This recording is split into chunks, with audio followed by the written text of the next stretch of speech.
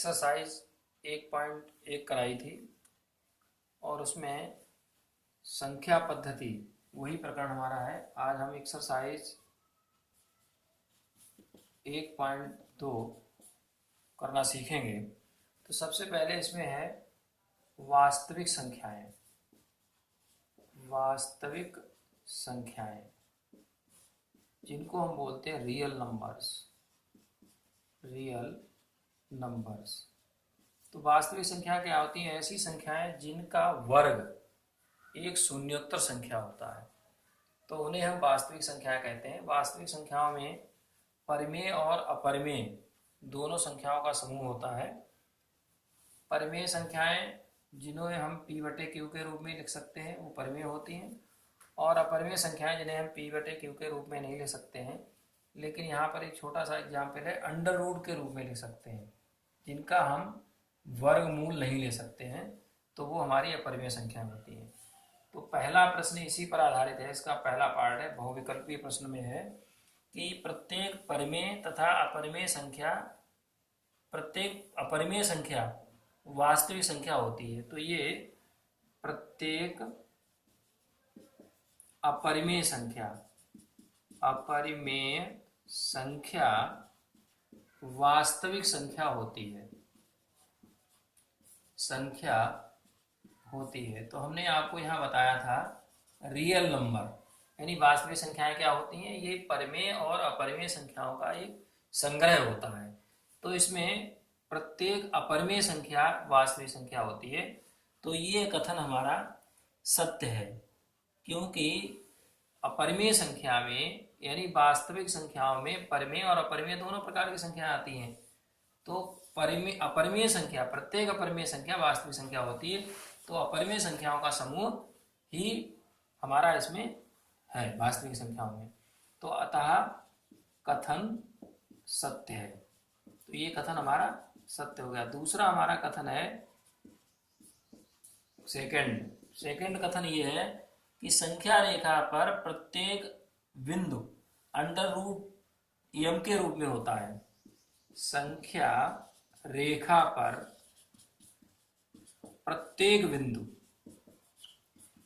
बिंदु under root m के रूप में होता है। तो यहाँ पर देखिए ध्यान देना है, अंडर रूट m यानी m जो है वो इन्होंने दिया है, m एक प्राकृत संख्या है। तो प्राकृत संख्या माने 1 2 3 4 5 6 प्राकृत संख्या होती हैं, जो जितनी भी होती हैं अंडर रूट 2 अंडर रूट 3, ठीक है, तो के रूप में हो जाएगा। और अंडर रूट वाली संख्या को हम किसी संख्या पर निरूपित कर सकते हैं। तो ये भी कथन हमारा सत्य है। अतः कथन सत्य है, क्योंकि हम इसको भी अंडर रूट के वाली संख्या को भी हम किसी संख्या रेखा पर निरूपित कर सकते हैं। तो वो प्रत्येक बिंदु होगा। तीसरा पॉइंट यहाँ पर है कि प्रत्येक वास्तविक संख्या एक अपरिमेय संख्या होती है। प्रत्येक वास्तविक संख्या, तो यहाँ ध्यान देना है, प्रत्येक वास्तविक संख्या एक अपरिमेय संख्या होती है। तो यहाँ पर थोड़ा सा भिन्नता हो गई, अपरिमेय संख्या होती है। तो इसमें भिन्नता क्या हो गई? अपरिमेय संख्या, हमने वास्तविक संख्याओं के बारे में जब बताया था, तो वास्तविक संख्याओं में परिमेय और अपरिमेय दोनों प्रकार की संख्या होती है। लेकिन यहाँ पर इन्होंने क्या कहा? प्रत्येक वास्तविक संख्या एक अपरिमेय संख्या होती है। ठीक है, यहाँ पर पहले कथन और दूसरे कथन में अंतर है। प्रत्येक अपरिमेय संख्या वास्तविक संख्या है, तो अपरिमेय संख्या तो वास्तविक संख्या की श्रेणी में आ गई। लेकिन वास्तविक संख्या तो अपरिमेय तो हो सकती है, लेकिन वास्तविक में हमारे अपरिमेय और परिमेय दोनों हैं, इसलिए अतः ये कथन गलत है। अतः कथन असत्य है। ठीक है बच्चों, ध्यान में आ गया ना? ये कथन क्या है? असत्य हो गया, तीसरा कथन। अब प्रश्न क्रमांक 2 है। दूसरे प्रश्न में क्या है कि सभी धनात्मक पूर्णांकों के वर्गमूल अपरिमेय होते हैं। यदि नहीं तो ऐसी संख्या बताइए जिसका वर्गमूल परिमेय है। देखिए सभी के अपरिमेय जितने भी वर्गमूल है, जैसे मान लो हमने वर्गमूल 4 ले लिया, तो अपरिमेय नहीं है, क्योंकि ये वर्गमूल 4 का मतलब हो गया 2 और 2 हमारी परिमेय संख्या हो गई। तो ये बात भी आपको ध्यान में आ गई होगी कि सभी प्राकृत संख्याओं के वर्गमूल अपरिमेय नहीं होते हैं। जिनका हम वर्गमूल ले लेंगे तो वो पूर्ण संख्या बन जाएगी, जब पूर्ण संख्या बन जाएगी तो परिमेय संख्या हो जाएगी। इस प्रकार से प्रश्न संख्या 2 का उदाहरण के रूप में सॉल्यूशन हो गया। अब प्रश्न क्रमांक 3 है, दिखाइए अंडर रूट 5 किस प्रकार निरूपित किया जा सकता है। तो देखिए अंडर रूट हमारा कितना है, 5 है। अंडर रूट 5 को हमें निरूपित करना है, तो इसके लिए हम इसके भाग कर लेंगे। अंडर रूट 5 का मतलब क्या हुआ, अंडर रूट 2 की घात 2 प्लस 1 की घात 2। तो ये पाइथागोरस जैसे होता है, तो पाइथागोरस के हिसाब से ये 4 हो गया और एक 5, अंडर रूट 5 हो गया। तो ये एक इसमें लंब हो जाएगा और एक आधार हो जाएगा। तो हम इस तरीके से एक संख्या रेखा बनाएंगे। संख्या रेखा क्या होती है, जिसमें हमें संख्या रेखा पर कोई संख्या निरूपित कर देते हैं, जैसे 0 हो गया, 1 हो गया, 2 हो गया, 3 हो गया, तो ऐसे करके ये संख्या रेखा हो गई।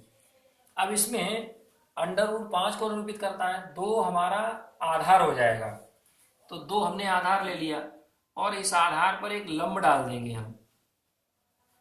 लंब हमारे 90 डिग्री का कोण बनाती हुई एक रेखा जो होती है वो लंब होती है, और उसमें से ये दूरी हमने 1-1 सेंटीमीटर की दूरियां काटी हैं और यहाँ भी 1 सेंटीमीटर की दूरी काट लेंगे और इसको हम मिला देंगे इस तरीके से।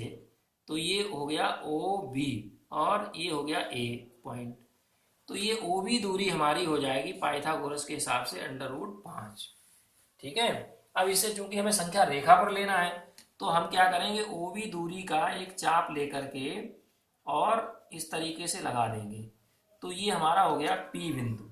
तो ये हमारा जो P बिंदु हुआ जाके, यानी OP बराबर हो गया OB, OP बराबर OB बराबर अंडर रूट 5। इस तरीके से हम संख्या रेखा पर अंडर रूट 5 को प्रदर्शित कर सकते हैं। ठीक है। तो OP हमारा अंडर रूट 5 हो गया। तो बच्चों इस अभ्यास में केवल 3 ही सवाल थे, इसके आधार पर हम आपको गृह कार्य देंगे, वो भी कर लेना।